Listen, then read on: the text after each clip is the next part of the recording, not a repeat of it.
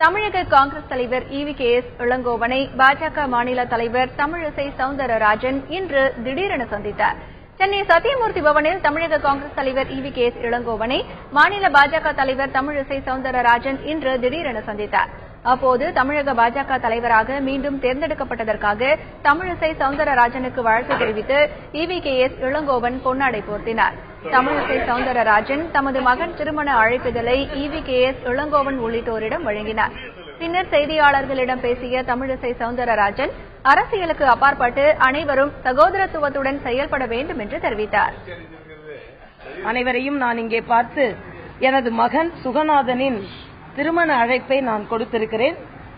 ஒரு சகோதரியாக இங்கே காங்கிரஸ் அலுவலகத்திற்கு வந்து கொடுத்திருக்கிறேன். அது மட்டுமல்ல, ஒரு அரசியல் நாகரிகம் தமிழகத்தில் நிலவ வேண்டும் என்பதில் ஒரு வலிமையான கருத்து உடையவள் நான். அந்த அடிப்படையில் மட்டுமல்ல, அரசியலுக்கு அப்பாற்பட்டு எல்லோரும் சகோதரத்துவத்துடன் பழக வேண்டும் என்ற ஒரு நிலைப்பாடு என்பது எனக்கு பிடித்தமான நிலைப்பாடு. அதனால் சகோதரர் காங்கிரசின் தலைவர் திரு இளங்கோவன் அவர்களுக்கு எனது மகனின் திருமண அழைப்பை நான் கொடுத்திருக்கிறேன்.